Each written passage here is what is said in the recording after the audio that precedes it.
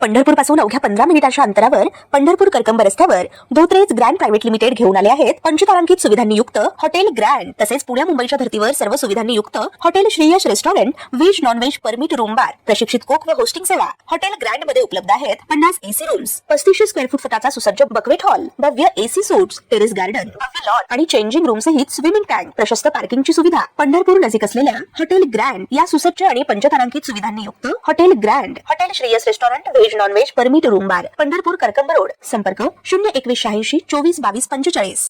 महाराष्ट्रात हवामान मुख्यतः कोरडे ते अंशतः ढगाळ राहण्याचा अंदाज आहे।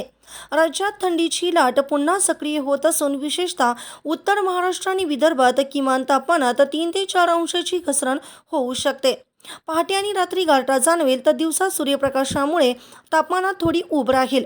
कोकणात हवामान मुख्यतः स्वच्छ ते अंशतः ढगाळ राहील।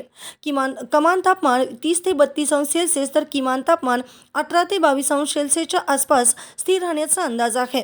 पावसाची शक्यता नगण्य असून दिवसभर सूर्यप्रकाश असेल। समुद्रकिनारी भागात हलकी थंड हवा वाहेल पण गारठा कमी जाणवेल। मुंबईत सकाळी हलके धुके असू शकते ज्यामुळे दृश्यमानता काही वेळ कमी होईल।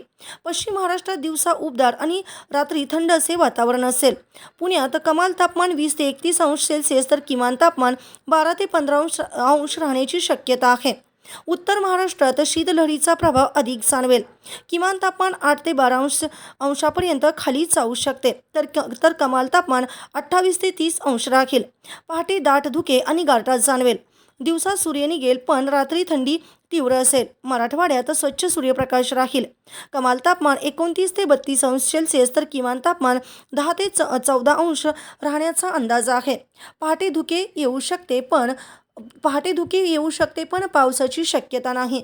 किमान तापमानात हळूहळू वाढ होत असल्याने थंडी कमी होण्यास सुरुवात झाली आहे। ताज्या घडामोडी पाहण्यासाठी आमच्या YouTube चॅनलवरील PVR म्हणजेच पंढरी वार्ता या न्यूजला सबस्क्राइब करा आणि शेजारील बेल आयकॉनवर क्लिक करा।